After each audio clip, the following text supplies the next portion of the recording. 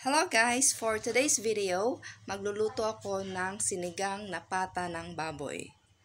Pero, kulang-kulang siya ng ingredients, lalo na sa gulay dahil sa panahon ngayon, mahal lahat ng gulay dito sa Pilipinas. Pero, talo-talo na yan! At ayan nga, kailangan natin ng siling haba, okra, at kangkong. At syempre, yung pata ng baboy at sinigang mix.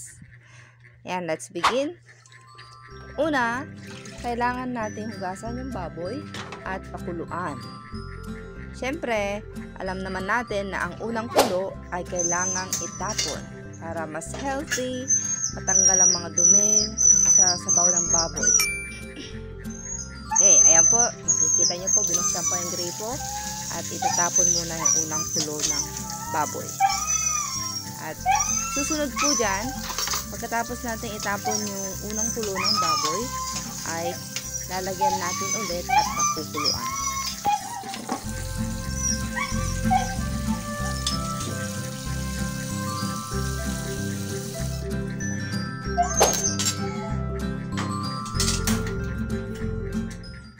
At ayan nga, pakukuluan na natin yung baboy.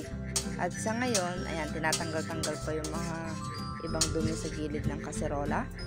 At isasabay na rin natin dyan ang sibuyas.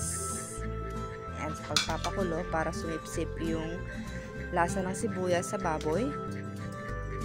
At lalagyan rin natin siya ng paminta. Ayan. At kapag kumukulo na, ayan, haantayin natin siyang lumambot. Dibale, doon naman tayo magaling sa pag-aantay. At ayan, i-check po natin kung okay na. Pero at least 30 minutes para lumambot itong karne natin. Antayin lang po natin lumambot ito. Tsaka po natin timplahan at ilagay ang ating mga gulay. Let's wait for another 20 minutes.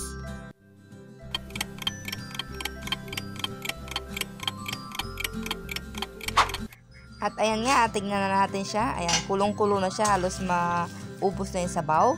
Kaya dadagdagan natin ng sabaw para pag kulo niya, titimplahan na lang natin at ilalagay ang gulay.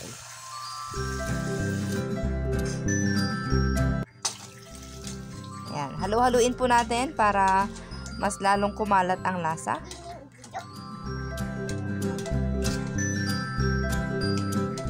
At ayan nga, nahalo-halo pa yan para mas lalong sumarap. Okay, tatakpan na natin para pakuluin. Ayan. Ngayon, sa pagkakataong ito, ilagay na natin ang okra. Ayan. Pero depende sa inyo, pwede nyong unahin kung anong gusto nyong gulay. Pero wala kaming kamatis kasi mahal ang kamatis. 5 piso isa. Kaya, ayan, okra. Tapos, yung kangkong natin, ilagay na rin natin dyan. At susunod ang siling haba.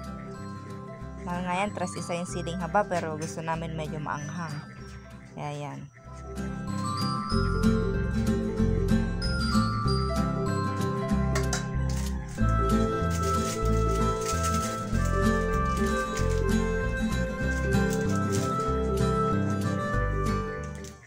Ayan, lalagyan na natin ang sinigang powder. Dahil wala naman tayong sariwang sampalok dito, pwede na yan. Ayan. Depende sa inyo kung gaano kaasim ang gusto yung sabaw. Pero hindi ko nilagay lahat yung isang pakete ng powder. Ayan. Tapos, patis ang pinagtitimpla ko sa sinigang ko. Kaya lalagyan natin ng patis para magkalasa. At ayan nga, aantayin lang natin yung pakuluan ng gulay. Pero mabilis lang yan kasi halos ibablanch lang naman natin yung gulay. Ayan.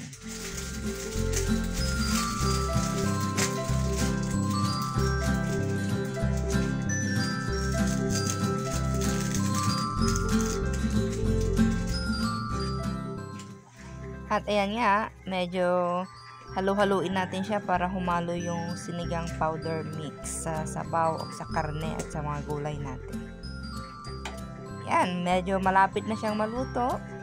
At pag okay na, ang pinakaantay natin ang tikiman time. Woo! Okay, ganyan.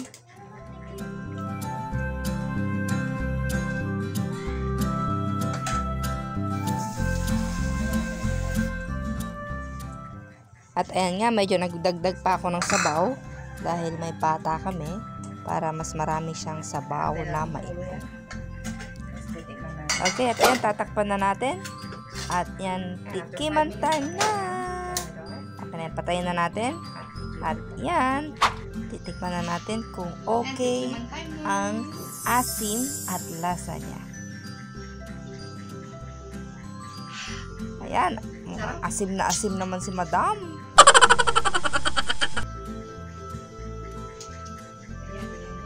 At ayan niya, ipapakita pa niya yung pata. Oh, diba?